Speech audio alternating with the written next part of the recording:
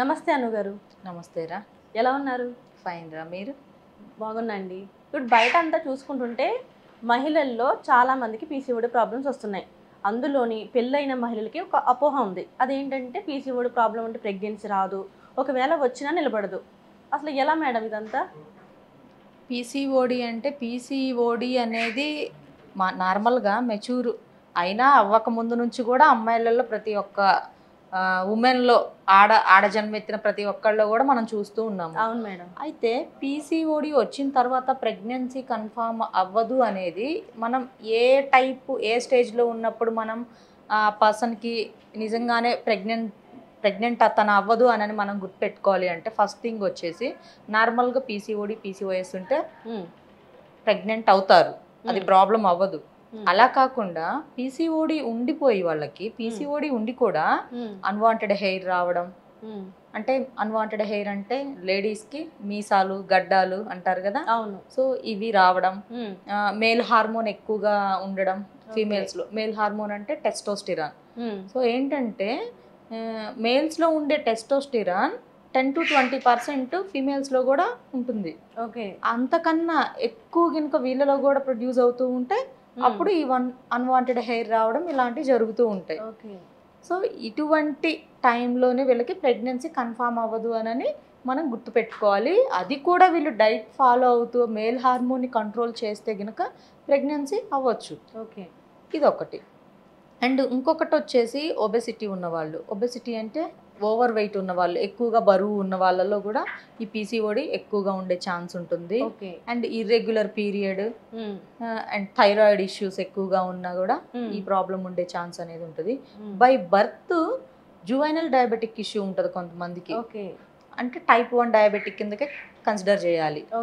So ఈ juvenile డయాబెటిక్ని కూడా. So ఈ ఇష్యూ ఉన్న వాళ్ళకి కూడా కొంతమందికి పీసీఓడి ఉన్నట్లుగా మనం చూసాము. అంటే జీన్స్ పరంగా వచ్చే ఛాన్స్ ఉంటుందా మేడం ఇది? కొంతమందికి, అందరికీ కాదు. ఎందుకు అనంటే ఇప్పుడు ఫర్ ఎగ్జాంపుల్ నా లైఫ్ స్టైల్ నా పిల్లలకు ఉండకపోవచ్చు, మా పేరెంట్ లైఫ్ స్టైల్ నాకు ఉండకపోవచ్చు. వాళ్ళకి పీసీఓడి ఏమీ లేదు బట్ నాకుంది అని అంటే దాని రీజన్ ఏంటి? సో నా లైఫ్ స్టైల్ అంతా డిఫరెంట్గా ఉంది, నేను తీసుకునే ఫుడ్ డిఫరెంట్గా ఉంటుంది, నా బాడీలో మెటబాలిజిక్ సిస్టము డిఫరెంట్గా ఉంది, అండ్ డైజెషన్ ఇష్యూస్ నాకు డిఫరెంట్, అన్ని టోటలీ డిఫరెంట్గా ఉంది కాబట్టి నాకు ఉన్నింది. సో రేపు నా తరం మళ్ళీ నెక్స్ట్ జనరేషన్ ఎలా ఉంటుందో మనం చెప్పలేము. సో అది జనరేషన్ని బట్టి ఉండొచ్చు, వాళ్ళ లైఫ్ స్టైల్ని బట్టి కూడా ఈ పీసీఓడి ప్రాబ్లమ్స్ అనేవి ఉండొచ్చు. సాధారణంగా మహిళలు ఈ పీసీఓడి లక్షణాలని ఎలా తెలుసుకోవాలంటారు? ఫస్ట్ ఆఫ్ ఆల్ పీసీఓడి వచ్చినప్పుడు కొంతమందికి అసలు ఎటువంటి సిమ్టమ్స్ ఉండవురా. కొంతమందికి ఎటువంటి సిమ్టమ్స్ ఉండవు, కొంతమందికి మాత్రం కొంచెం కొంచెం కనిపిస్తూ ఉంటాయి, కొంతమందికి హెవీగా కనిపిస్తూ ఉంటాయి. కొంతమందికి పీరియడ్ ఇర్రెగ్యులర్గా రావడం, పీరియడ్ వచ్చిన టైంలో కొంచెం స్టమక్ పెయిన్ అనిపించడం, బ్లీడ్ అనేది క్లాట్స్ లా పడిపోవడం, ఎక్కువగా వైట్ డిశ్చార్జ్ అవుతూ ఉండడం వీళ్ళకి, ఇంకా ఎంత ట్రై చేసినా కూడా ప్రెగ్నెన్సీ అనేది కన్ఫర్మ్ అవ్వకపోవడం వీళ్ళకి, అన్వాంటెడ్ హెయిర్ ఫేస్ పైన లైక్ చిన్ పైన కానీ ఇక్కడ పైన కానీ ఎక్కువగా రావడం, ఇలా ఉంటూ ఉంటుంది. బాడీ మొత్తం డిహైడ్రేట్ అయిపోవడం, ఎక్కువగా ఓవర్ ఈటింగ్ చేయడం, అంటే ఫుడ్ అనేది ఎక్కువగా తీసుకోవడం, ఇలాంటివి ఉంటాయి మెయిన్గా మనం చూసుకుంటే. అండ్ వాళ్ళకి తెలియకుండానే టమ్మీలో ఫ్యాట్ స్టోర్ అయిపోవడం, ఆర్మ్స్ దగ్గర ఫ్యాట్ స్టోర్ అయిపోవడం, హెయిర్ అనేది ఎక్కువగా లాస్ అయిపోవడం, హెయిర్ లాస్ జరగడం, అంటే జుట్టు రాలిపోవడం, ఊడిపోవడం అంటారు. సో ఇలాంటివి అనేవి కామన్ సిమ్టమ్స్ ఎక్కువగా చూస్తున్నాం మనం. అంటే ఒక డైట్ పరంగా ఏమైనా పీసీఓడి ప్రాబ్లమ్స్ని తగ్గించుకోవచ్చు అంటారా? ఫస్ట్ మనం డైట్ని కంట్రోల్ చేసుకుంటే పీసీఓడి ఖచ్చితంగా మనకి రివర్స్ అవుతుంది. సో ఆ డైట్లో కూడా వీళ్ళు ప్రాపర్గా చేయగలిగితేనే దీన్ని రివర్స్ చేసుకోగలరు. అలా కాకుండా డైట్ అంటే ఎలా ఉందంటే ఇప్పుడు ఎంత డైట్ చెప్పినా కూడా వాళ్ళు దానికి ఆల్టర్నేట్గా క్యాలరీస్ కౌంట్ చేసుకొని ఇంకొక ఫుడ్ తీసుకొని ఎంజాయ్ చేస్తున్నారు చాలా మంది. సో ఫస్ట్ డైట్లో వచ్చేసి మనము processed foods and processed sugars, pocket juices, pocket drinks ఇవన్నీ స్టాప్ చేయమని చెప్తాము. First sugar and maida related వాటితో చేసిన ఏమైనా ఉంటాయో ఐటమ్స్ ఏమైనా కూడా లైక్ స్వీట్స్ కానీ ఏమైనా ఇంట్లో మనం చేసుకుంటాం కదా హౌస్లో, ఇవన్నీ కూడా రిమూవ్ చేయమని చెప్తాము. అండ్ వాకింగ్ ఎక్కువగా చేయమని చెప్తాం వాళ్ళకి. ఎక్కువగా వీళ్ళని గ్రీన్ లీవ్స్ వెజిటేబుల్స్ తీసుకోమని చెప్తాము. స్టీమ్డ్ ఫుడ్ ఎక్కువగా చెప్తాము. స్టీమ్ అంటే లైక్ బాయిల్ అయినా స్టీమ్ అయినా కొంచెం సిమిలర్గానే ఉంటాయి. సో ఇలాంటివి చెప్తాము. Refined oils, processed oils, chemical కలిపిన ఆయిల్స్, పెట్రోలియం జెల్తో కూడా ఆయిల్స్ తయారు చేస్తున్నారు ఇప్పుడు. అవును మేడం. సో అవన్నీ ఉన్నవి వద్దని చెప్తాము. ఎక్కువగా వెళ్ళిన గీ కానీ ఆలివ్ ఆయిల్ కానీ నువ్వుల నూనె, అది కూడా గానుగు దగ్గర నుంచి తెచ్చుకున్న నువ్వుల నూనె, ఈ మూడే ప్రిఫర్ చేస్తాం ఎక్కువగా.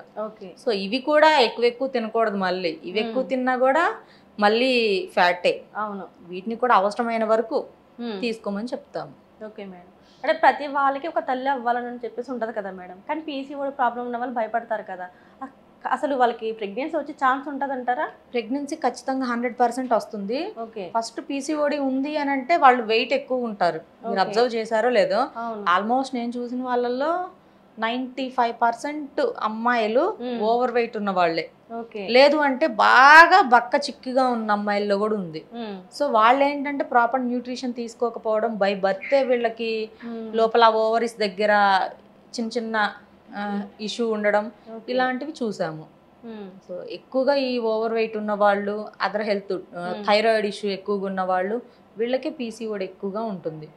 ఫస్ట్ వెయిట్ గినక కంట్రోల్ చేసేసుకొని రోడ్ సైడ్ ఫుడ్స్ అవి మానేసేసి, ఇప్పుడు ఏంటంటే అందరూ కూడా ఆన్లైన్ ఆర్డర్స్కి ఎడిక్ట్ అయ్యి ఉన్నారు బాగా. అవును, కొంచెం ఓపిక ఉన్నా కూడా ఎందుకులే అని వాళ్ళు పక్కకి పెట్టేసేసి ఆ ఉన్న ఓపెన్ కూడా చంపేసుకొని మరి ఆర్డర్లు పెట్టేస్తున్నారు. బయట ఫస్ట్ మనం ఎక్కడైనా బయట ఆర్డర్ చేసామనుకో, దాంట్లో ఫస్ట్ వాళ్ళు యాడ్ చేసేది ఫుడ్ కలర్ ఒకటి, సెకండ్ వన్ వచ్చేసి అజినోమోటో అంటే టేస్టింగ్ సాల్ట్ అంటారు.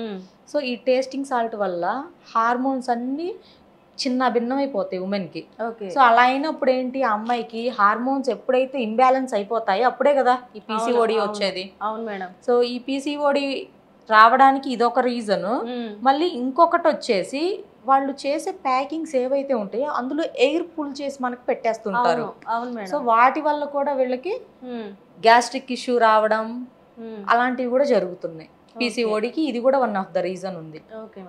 సో అందుకని దయచేసి ఏ అమ్మాయి కూడా కావాలంటే ఇంట్లో పచ్చడి మెతుకులు వేసుకుని తిని ప్రశాంతంగా నిద్రపోవచ్చు, అంతేగాని బయట మాత్రం ఫుడ్ ఆర్డర్స్ పెట్టుకోవద్దు. అది కూడా ఇప్పుడు క్లౌడ్ కిచెన్స్ అని పెడుతున్నారు. సో అది చాలా వండర్ఫుల్గా ఉంది. అంటే అందులో ఇవేమి యాడ్ చేయకుండా న్యాచురల్గా క్లౌడ్ కిచెన్ అంటే ఇంట్లో మనం ఎలాగైతే కుక్ చేసుకుంటున్నామో అలా చేసి మనకి మంచిగా పంపిస్తున్నారు. సో అలాంటి చోట తెలిసిన వాళ్ళ దగ్గర ఆర్డర్ పెట్టుకొని తినండి మీరు, అంతగా మీకు టైం లేదు అనుకున్నప్పుడు. అలా కాకుండా తెలియని రెస్టారెంట్స్లో పెట్టుకొని అవి మళ్ళీ వాళ్ళు స్టోర్ ఉన్నవి అంటే ఈ రోజు మిగిలిపోయినవి వాటిని ఫ్రిడ్జ్లో స్టోర్ చేసేసి నెక్స్ట్ డే మళ్ళీ వాటిని ఓవెన్లో హీట్ చేసేసి మనకి పంపించేస్తున్నారు. సో దీనివల్ల ఏమవుతుందంటే హార్మోన్స్ అన్ని డిస్టర్బ్ అవుతున్నాయి.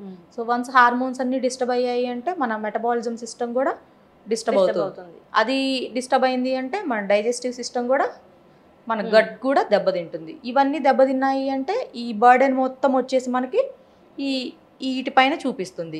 ఈ పీసీఓడి, పీసీఓఎస్గా, థైరాయిడ్ ఇష్యూస్గా వీటిపైన.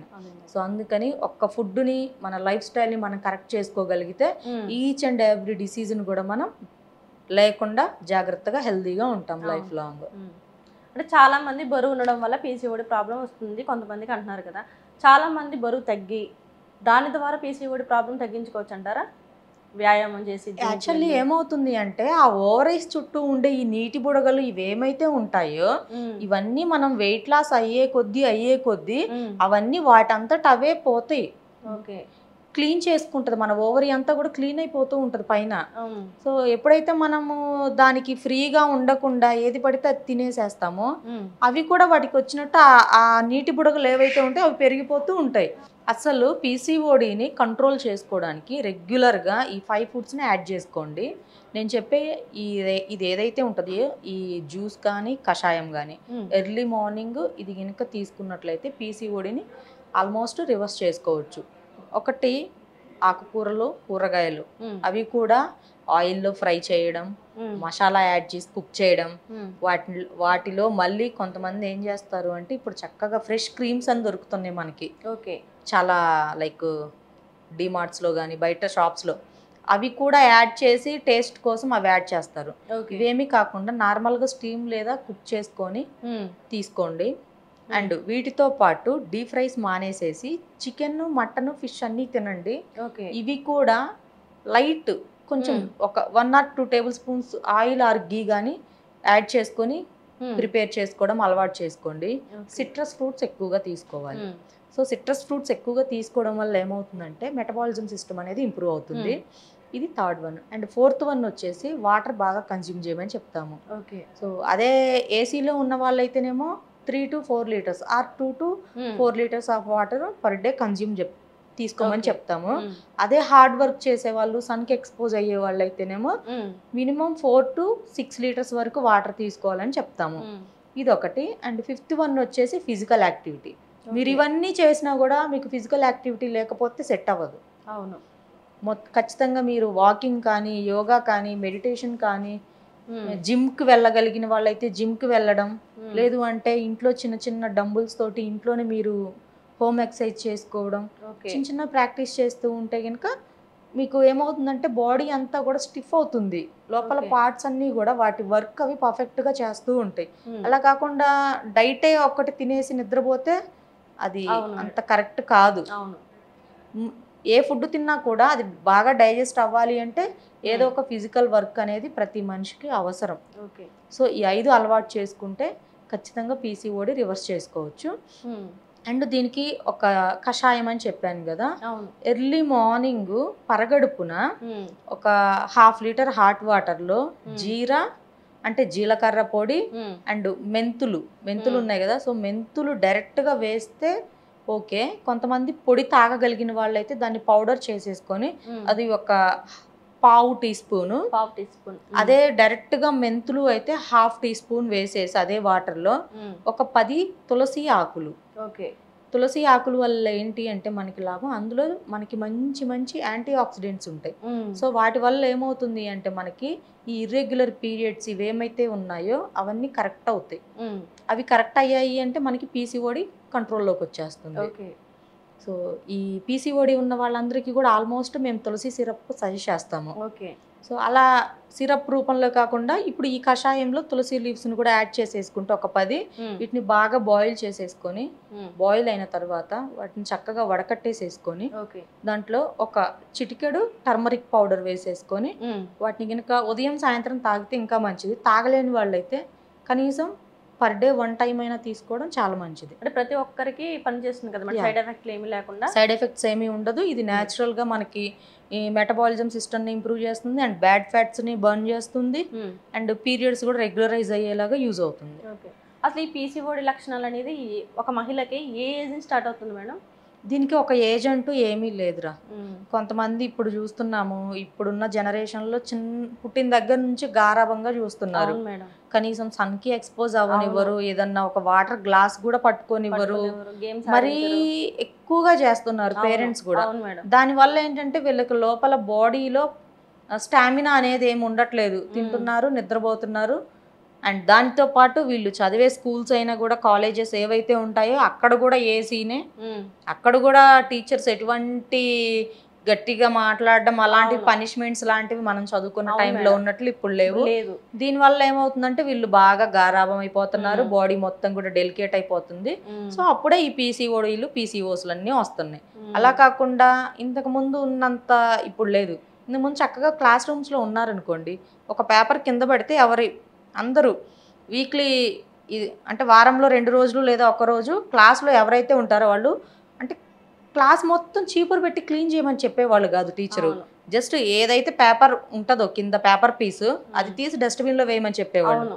సో అది ఒక మంచి యాక్టివిటీనే, తప్పేముంది.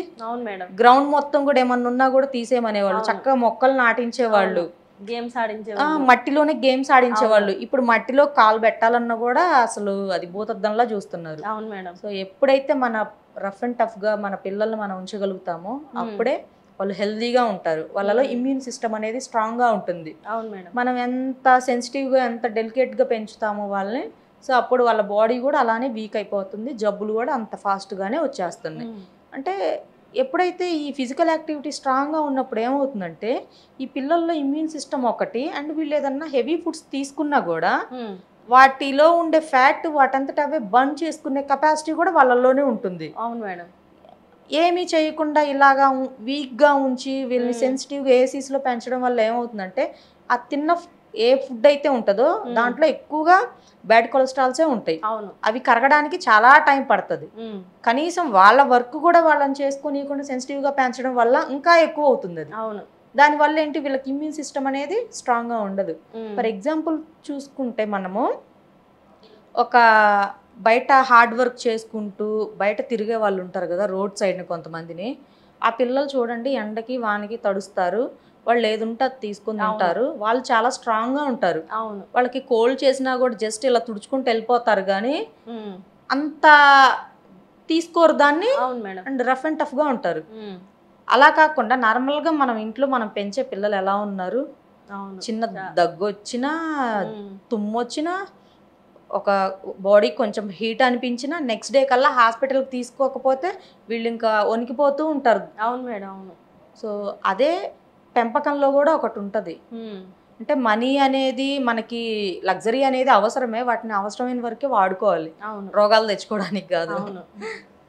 అయితే చాలా మంది పిల్లలు కనేస్తారు, ఒకరిని ఇద్దరిని అని చెప్పి, వాళ్ళకి వచ్చే ఛాన్సెస్ ఉంటాయంటారా? కన్న తర్వాత కూడా కొంతమందికి వస్తాయంటారా? పీసీఓడికి ఒక ఏజ్ అనేది లేదు.